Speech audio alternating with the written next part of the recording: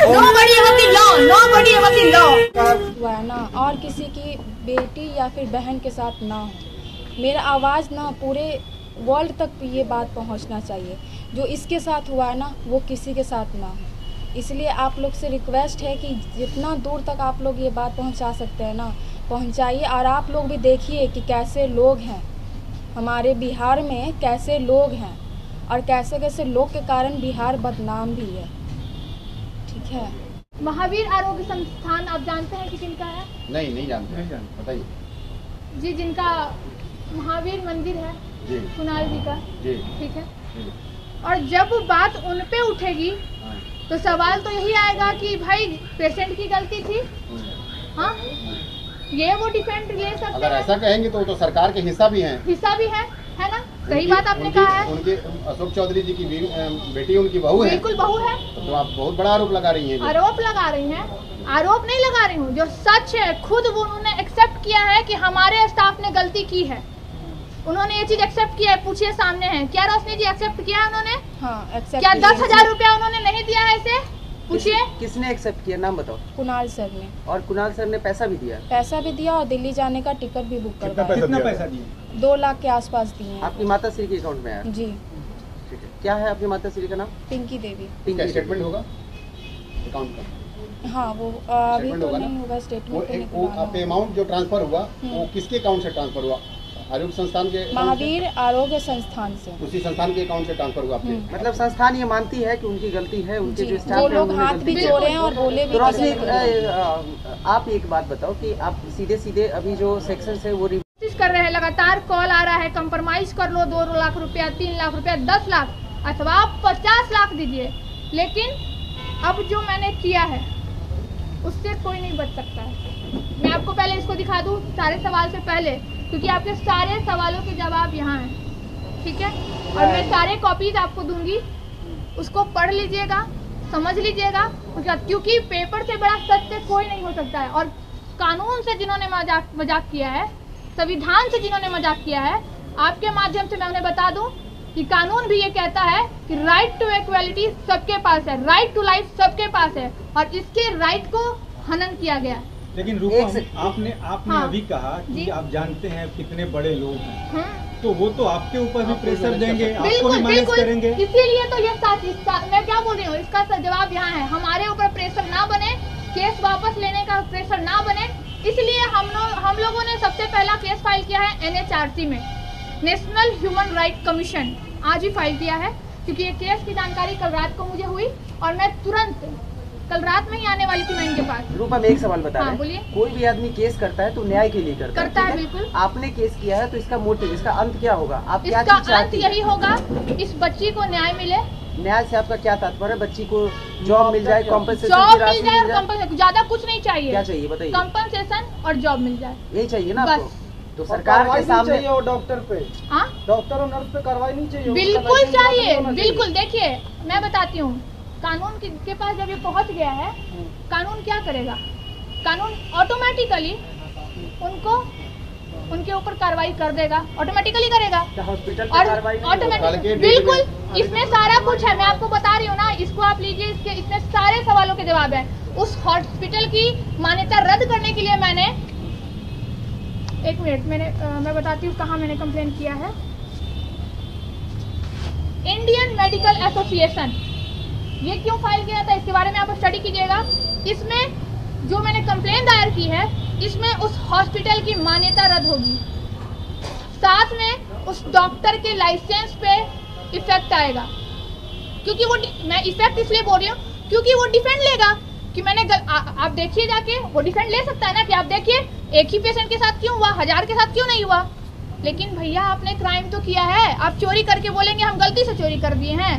तो इसलिए मैं सारी बातों को पहले मैं पूरी तैयारी के साथ इस केस में उतरी हूँ। क्योंकि कंकड़बाग थाना में हम लोग 4 दिन ही दौड़े, FIR दर्ज नहीं लिया गया वहाँ पे। तो अब ये है जो हमारा हेल्प कर रही हैं, जितना भी कोर्ट का पेपर है या फिर कुछ भी, यही हैंडल कर रही हैं। एक बार संक्षेप में बता दीजिए क्या हुआ इसका। हम कान का ऑपरेशन करवाने के लिए गए थे, महावीर आरोग्य संस्थान जो है कंकड़बाग, वहाँ गए थे। ऑपरेशन बहुत छोटा था। डॉक्टर बोले कि 1 महीना में अच्छे से रिकवर हो जाएगी। 10 तारीख को वहाँ पे लेकर गए हॉस्पिटल। 10 तारीख को इसको भर्ती ले लिया गया। 11 तारीख को कान का ऑपरेशन बहुत अच्छे से हो गया। 12 तारीख के रात के 9 बजे नर्स ऐसा इंजेक्शन लगाती है ना, जिस कारण से हाथ में पूरा पेन बढ़ गया। और वो भी इंजेक्शन उस वक्त लगाती है जिस वक्त कोई गार्जियन नहीं था। मेरी बड़ी वाली दीदी थी, उनको बोला गया कि आप नीचे जाइए, नीडल लेकर आइए, उस नीडल के द्वारा ही हम इंजेक्शन लगाएंगे। वो नीचे गई नीडल लाने के लिए। वो नीडल ला करके जैसे ही ऊपर आती है ना, देखती है कि इसको बहुत ज़्यादा दर्द हो रहा है। तो वो पूछी नर्स से कि ऐसा कौन सा इंजेक्शन आप लगा दी हैं कि हाथ में इतना दर्द हो रहा है। और यहाँ पे दाग भी था हाथ में। दाग इसलिए था क्योंकि वो जो बांधने वाला जो होता है ना, बांध कर इंजेक्शन दिया जाता है, उसको बहुत टाइटली बांध दी थी वो नर्स। अब वो खोली कब? इंजेक्शन लगाने के बाद खोली। उस कारण से इतना ज़्यादा इसको दर्द हो रहा था ना कि ये ठीक से बेड पे भी नहीं बैठ पा रही थी। उसके बाद दर्द बढ़ते गया, हाथ का कलर भी चेंज होते चला गया। हम लोग फिर पहुँचे हॉस्पिटल, देखे कि हाथ का कलर एकदम चेंज हो गया है, रेड रेड डॉट डॉट हाथ में हो गया है। नाइट वाले डॉक्टर को बोले कि सर ऐसे कैसे हो गया, हाथ का कलर क्यों चेंज हो रहा है? अब प्लस में दर्द इतना है कि ये ठीक से बैठ भी नहीं पा रही है। तो नाइट वाले डॉक्टर सो रहे थे उस टाइम।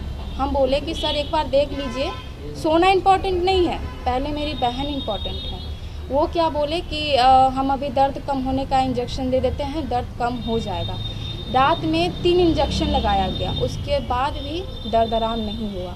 और रात भर नर्स जो बदतमीजी से बात की है ना, बोलती है मेरी बहन को ना कि मेरे छोटे वाले भाई को कि जाओ नीचे से ब्लेड लेकर आओ, ब्लेड है, हाथ चीर देते हैं, आराम हो जाएगा हाथ। तो डॉक्टर को बोले कि एक बार चलकर देख लीजिए।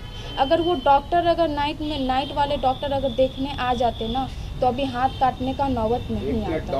ये कैसे आपको पता चला कि बात को दबाना चाह रहा था? इसलिए क्योंकि इसको ना कभी डॉक्टर देखने आ रहा है, कभी नर्स देखने आ रहा है, देख कर सब जा रहा है। सबको तो पता चल गया था कि हाथ खराब हो गया, लेकिन हमसे छुपाया गया था कि हाथ खराब हो गया।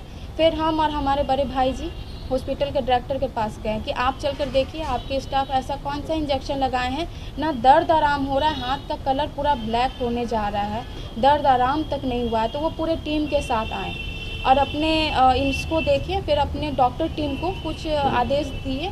वो लोग फिर हम लोग को गोला रोड दवा लेने के लिए भेजे कि ये इंजेक्शन लेकर आइए। कभी कभी इंजेक्शन लगाने के बाद ना बॉडी में इन्फेक्शन हो जाता है। आपकी बहन के साथ भी वही हुआ है, इन्फेक्शन हो गया है, दवा रिएक्ट कर गया है, दवा आपकी बहन के हाथ में सूट नहीं किया है। हम लोग भी सोचे कि हो सकता है कि कभी कभी हो सकता है। अपनी गलतियों से पर्दा डालने की कोशिश, अपनी गलतियों पे पर्दा डाला गया। पूरा दिन मेरे भाई को भटकाया। मतलब उस समय तक भी आपको इन्फॉर्मेशन सही पास नहीं किया गया? नहीं, गलतियों पे पर्दा डाला। अच्छा, इस दौरान रात में ये है, लेकिन इसका जो आवाज़ है वो थोड़ा स्लो है क्योंकि बहुत ज़्यादा नहीं बोल पा रही। थोड़ा सा आगे आ जाओ, बोलिए। डॉक्टर आए तो आपको क्या बोले? आपसे बोले होंगे ना कि आपके हाथ में इन्फेक्शन हो गया। तो हम होश में नहीं थे। आप उसमें नहीं थे? शाम के 4 बजे एक एम्बुलेंस वो लोग खुद ही ठीक किए। एम्बुलेंस ठीक करने के बाद वो लोग बोले कि आप लोग IGMS जाइए, वहाँ पे डॉक्टर से हमारी बात हो गई है। डॉक्टर बोले हैं कि आप आइए, आपका इलाज अब वहीं पे होगा, वहाँ पे अच्छा डॉक्टर है, IC रूम है, अच्छे से इलाज होगा आपकी बहन का वहाँ पे। हम बोले कि ऐसा क्या हुआ है हाथ में कि हम वहाँ जाए IGMS, आप क्यों नहीं ठीक कर सकती हैं? तो हमारे पास अच्छे डॉक्टर नहीं हैं। कौन बोला ये? वहाँ के डॉक्टर बोले, वहाँ के डॉक्टर बोले। नाम जानती है? नहीं, रितनेश नहीं। और डायरेक्टर भी थे हॉस्पिटल के, अभी तो खैर चेंज हो गए हैं, जो पहले वाले थे। वो डायरेक्टर भी बोले कि हमारे पास डॉक्टर नहीं है, सो आप वहीं जाइए IGMS।